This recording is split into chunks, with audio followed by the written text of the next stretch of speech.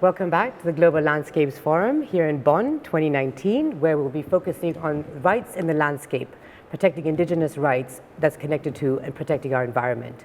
And this morning I have with me Candice Pedersen, who is an Inuk from Iqaluit, the capital of the Canadian territory of Nunavut. I hope I said that all correctly. Thank you for joining us. Thank you for having me. Thank you. And here in Bonn, you'll be speaking about Indigenous-led conservation, right?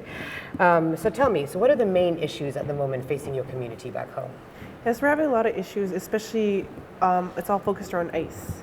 Because with it getting a lot warmer, the ice is getting harder to predict. And Inuit have always been very good at predicting ice, but it's melting a lot faster. It's forming a lot later, so it's getting very hard, especially in the springtime when a lot of families like to go out on the land, and most of it through that is traveling through the ice, and it's getting more dangerous. And we're noticing more search and rescue that has to be done because the ice is getting harder to predict, and it's getting to be more dangerous traveling. Right. Yeah.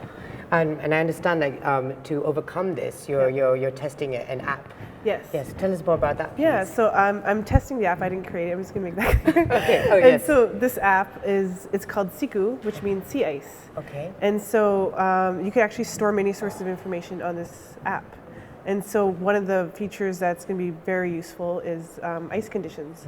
So when users go out, they take their phone with them. It tracks out of cell phone range, and they take the phone. And if they notice some dangerous ice or ice that doesn't look like the best, they take a note of it, and it takes a GPS location. And you could take a photo to describe what's going on. Yeah. And then once they get back to the community, they can post it online for other community members to see.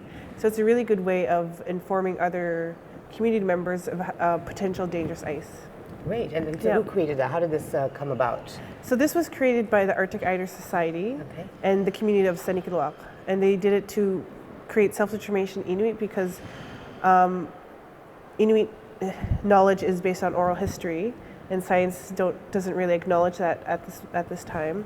And so it's kind of to create Inuit self-determination and to also to make it safer for other Inuit to travel on land and on the ice. Okay. Yeah. Very incredible.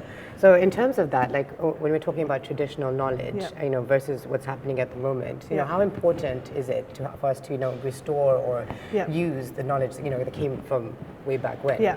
So I find traditional knowledge to be very important because it doesn't only teach you about the knowledge that is known in the region. So Inuit know the land very well. We know the animals. We know the weather, and you could predict sea ice conditions and stuff. So it's very important that you learn this from your elders and from people in your community, so that you could travel safer on the land when you're hunting or when you're just being out, and to tell future generations so they could also be safe when they're on the land as well.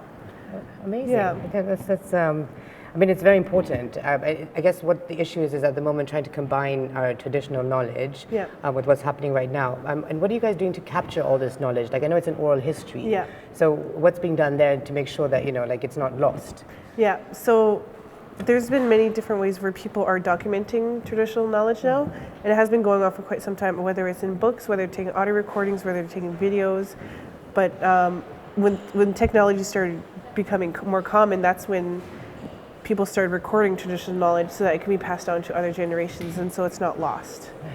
And it could be a little hard sometimes, especially around now, because not everyone really speaks Inuktitut as much. And so when you're recording it from elders who speak mostly Inuktitut, and they can actually translate it into English, so for people who don't speak very fluent Inuktitut can understand traditional knowledge as well, so that's not lost. Okay, well, that's wonderful. And then in terms of, because you young people really inspire us, and I know we've not left the planet in a place where we're very proud of, but you're leading the way. So in terms of young people, why are young people's voices important right now when it comes to this climate crisis that we're facing? Yeah, so young people's voices are very important because we know that the future is ours. And the way that it's steering into right now may not be how we want it. So listening to youth, I think, is very important because we know, because we're deciding how we want our future to be. And our future, and then the younger generation's future as well to come. Exactly. So, and in the closing question, like how do you see the future at the moment? How are you looking at the future at the moment? Are we hopeful? I guess I'm hopeful. Okay, good. I think we could still make these changes to make it so that everyone has a good future.